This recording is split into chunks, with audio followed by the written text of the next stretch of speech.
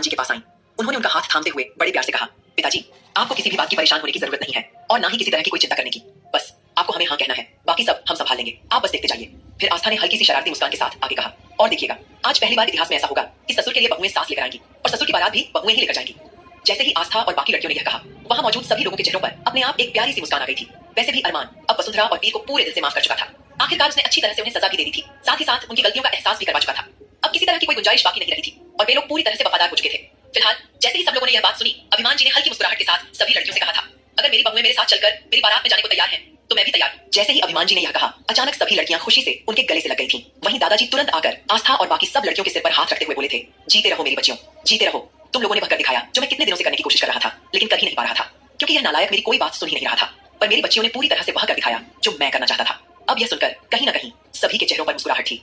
वहीं आज एक बार फिर से घर में खुशियों का माहौल देखकर सभी का चेहरा एक अलग ही सुकून और संतुष्टि से भरा हुआ था। फिलहाल तभी अचानक अरमान के पास एक अजीब सा सिग्नल बजने लगा और सभी का ध्यान अरमान की ओर चला गया। अरमान ने अपना चेहरा तुरंत ही गंभीर कर लिया। उसका चेहरा डार्क होते ही आकाश, सुमित, ध्रुव और आहान हमेशा की तरह उसके पीछे जाकर खड़े हो गए, मानो कोई राजा सामने खड़ा हो और उसके 4 हैंडसम डैशिंग बॉडीगार्ड उसके पीछे मौजूद हों। फिलहाल अरमान ने सभी लड़कियों की ओर देखते हुए कहा, आज का दिन बहुत ज्यादा थकावट भरा था। सबसे पहले आप सब लोग खुद को डॉक्टर को दिखाइए। मैं अभी डॉक्टर को मेंशन में भेज रहा हूँ। सभी लोग ट्रीटमेंट लेंगे, ठीक है? आकाश और ध्रुव आप सबका ट्रीटमेंट चेक करेंगे। किसी को भी किसी तरह की परेशानी हो तो तुरंत बताया जाए। सभी लोग अच्छे से आराम करेंगे, बाकी सब कल देखेंगे। फिर अरमान ने मनोज जी की ओर देखा और कहा, और मामा जी, आज पहली बार अरमान ने मिस्टर मेहता की जगह मामा जी कहकर पुकारा था। मनोज जी की आंखें हैरानी से बड़ी हो गई थीं, क्योंकि वह शुरू से ही अरमान से डरते आए थे, लेकिन आज उसके मुंह से अपने लिए मामा जी सुनकर वह भावुक हो गए थे। उन्होंने धीमे से कहा, क्या कहा तुमने बेटा मामा जी? लेकिन फिलहाल उन्होंने अपने इमोशंस को अंदर ही दबा लिया। तभी अरमान उनके पास जाकर बोला, आप लोग अभी कहीं नहीं जाएंगे। जब तक राजवीर और सम्राट का मामला पूरी तरह खत्म नहीं हो जाता, तब तक आप लोगों को यहाँ से जाने की इजाजत नहीं है। अरमान ने सख्त शब्दों में यह कहा और फिर बिना कुछ बोले सभी लड़कों को साथ लेकर सीधे तहखाने की ओर चला गया, क्योंकि जो इमरजेंसी अलार्म आया था वह तहखाने की ओर से ही आया था। अब जैसे ही अरमान वहां पहुंचा, डॉक्टर पहले से ही वहां मौजूद थे। अरमान को देखते ही डॉक्टर बोले, सर, राजवीर की हालत काफी ज्यादा क्रिटिकल है। हमें नहीं लगता कि हम उसे ज्यादा देर तक बचा पाएंगे। हमने पहले ही मेजर सर्जरी कर दी है, लेकिन ज्यादा ब्लड लॉस होने की वजह से उसकी हालत बहुत नाजुक है। ऐसी सिचुएशन में उसे बचा पाना बेहद मुश्किल है। जैसे ही डॉक्टर ने यह कहा, अरमान का चेहरा और सख्त हो गया। उसने पहले ही डॉक्टर को सख्त निर्देश दिए थे कि इन लोगों की जान अब भी नहीं जानी चाहिए। इनकी मौत तभी होगी जब अरमान चाहेगा। अब अरमान ने घायल पड़े हुए राजवीर की ओर देखा, फिर एक नजर सम्राट की ओर डाली। फिर उसने गहरी सांस लेते हुए सख्त आवाज में कहा, मुझे कुछ नहीं सुनना डॉक्टर, ब्लड का इंतजाम करो, अभी वक्त नहीं आया है राजवीर जिंदगी की जान जाने का। वैसे भी अरमान सिंघानिया की यादों के साथ छेड़छाड़ की थी उसने। मेरी जिंदगी के अनमोल दिन ही इसने मुझसे छीन लिए थे। जो मेरी जिंदगी का सबसे ज्यादा इंपॉर्टेंट हिस्सा था, मेरी आस्था, उसे उसने मुझसे भुला दिया था। इतनी आसानी से मैं इसे मरने भी नहीं दूंगा। मेरे शरीर के खून की एक एक बूंद ले लो, लेकिन राजवीर, जिंदल को बचाओ। अरमान ने जैसे ही डार्क आवाज में यह कहा, अचानक से सभी के चेहरे पर पसीना आ गया था, क्योंकि इस वक्त उसका गुस्सा और उसका प्यार दोनों ही बेहद खतरनाक रूप ले चुके थे। वहीं सम्राट भले ही उस वक्त पूरी तरह से बेहोश था, लेकिन अरमान की बातें अनकॉन्शियस हालत में भी उसके कानों तक साफ साफ पहुंच रही थी। उसके चेहरे पर हल्की सी मुस्कुराहट आने की कोशिश जरूर हो रही थी, लेकिन लड़कों ने मिलकर उसका जो हाल किया था, उसकी वजह से वह ठीक से मुस्कुरा भी नहीं पा रहा था। फिलहाल अरमान सीधा सम्राट के पास गया और उसे घूरते हुए बोला, तुम जानते हो सम्राट, मैं अच्छी तरह से जानता हूँ कि तुमने मुझे कभी अकेला छोड़ा ही नहीं था। अमरेश रायचंद को मेरी जिंदगी में भेजने के पीछे तुम्हारा ही हाथ था। यह बात मैं बहुत अच्छे से जानता हूँ, लेकिन तुमसे गलती कहाँ हुई जानते हो? वह थोड़ा झुककर उसकी आंखों में देखते हुए बोला, पहले तुम सिर्फ दूर से ही मुझ पर नजर रखते थे, लेकिन मेरी दुनिया के बारे में सोचकर तुमने अपने ही डेथ वारंट पर साइन कर दिया। तुम्हें क्या लगा तुम मेरी बीवी को पूरी दुनिया में खोजोगे और मुझे पता भी नहीं चलेगा? जैसे ही अरमान ने इस तरह से सम्राट से बातें करनी शुरू की, सम्राट के चेहरे का वह हरामीपन जरा भी कम नहीं हुआ। ऐसा लग रहा था मानो उसे जिंदगी और मौत से कोई फर्क ही नहीं पड़ता हो। वह तो सिर्फ राजवीर जैसे पागल इंसान के मुंह से अपने लिए सर्वश्रेष्ठ सुनना चाहता था, और वही उसके लिए सबसे बड़ी उपाधि थी। लेकिन अब राजवीर खुद ही मौत के किनारे पहुंच चुका था और वह सम्राट को अरमान से ज्यादा सर्वश्रेष्ठ कह भी नहीं पाया था। यह सब देखकर आहान थोड़ी घबराहट के साथ बोला था, भाई, ये तो जिंदगी और मौत के बीच झूल रहा है, फिर भी इसके चेहरे की मुस्कुराहट कम नहीं हो रही। आखिर ये लोग हैं कौन? इतने पागल लोग तो मैंने अपनी जिंदगी में नहीं देखे। कोई एक सनकी इंसान ऐसे सनकी लोगों के साथ कैसे रह सकता है? आहान की बातें सुनकर एक पल के लिए अरमान का चेहरा थोड़ा मुरझा गया था। आखिरकार सम्राट और राजवीर जैसे लोगों की बात हो रही थी, और कभी ना कभी अरमान भी तो उन्हीं में से एक था।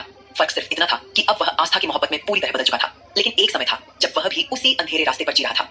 उस वक्त अरमान के लिए इमोशंस का कोई मतलब नहीं हुआ करता था। किसी के जज्बात उसके लिए कोई मायने नहीं रखते थे। वह बिल्कुल हिटलर टाइप इंसान बन चुका था, जो सिर्फ वही करता था जो वह चाहता था। उसने कभी किसी के इमोशंस की कदर नहीं की। अगर उसने कुछ सोचा भी तो बस लोगों की बेरहमी से जान लेने के बारे में ही। कहीं ना कहीं आज अरमान को अपनी की हुई एक एक गलती का पूरी तरह से एहसास हो रहा था, और सबसे ज्यादा अगर उसे किसी बात का पछतावा था तो वह था अपने बचपन में वंशिका के भाई की बेरहमी से की गई हत्या।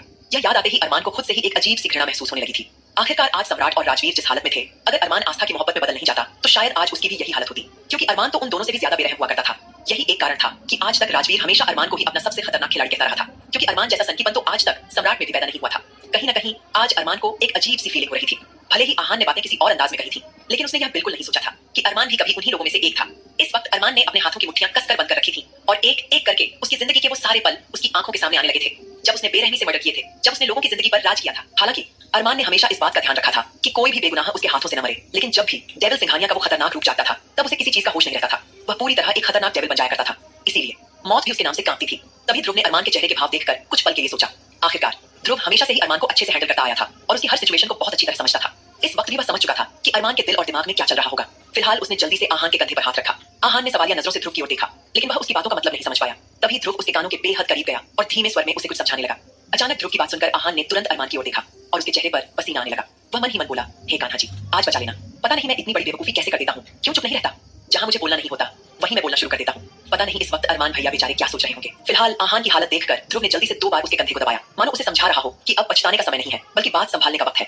ध्रुव की बातों का मतलब समझकर आहान ने खुद को संभाला और जल्दी से बात संभालते हुए बोला, भाई ये लोग तो एक नंबर के पागल हैं।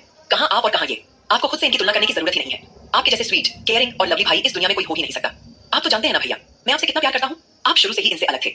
आप इनकी दुनिया का हिस्सा कभी थे ही नहीं। अरमान भाई प्लीज आप इनकी और इनके बारे में किसी भी तरह की बातों को लेकर कुछ भी गलत मत सोचिए। मैं तो पागल हूँ, एक नंबर का गधा हूँ। आप तो जानते ही हैं कि मुझे बिल्कुल भी अक्ल नहीं है।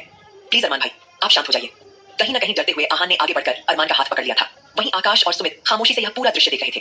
वे समझ चुके थे कि इस वक्त दोनों ने जो आहान को समझाया है उसी के अनुसार वह बात कर रहा है। क्योंकि अरमान भले ही अब पूरी तरह बदल चुका था, लेकिन यह भी सच था कि किसी इंसान की फितरत को पूरी तरह से बदला नहीं जा सकता। कहीं ना कहीं सभी को आहान के लिए हल्का सा डर भी लग रहा था कि कहीं अरमान को उसकी कोई बात बुरी न लग जाए और वह गुस्से में आकर आहान के साथ कुछ गलत न कर बैठे।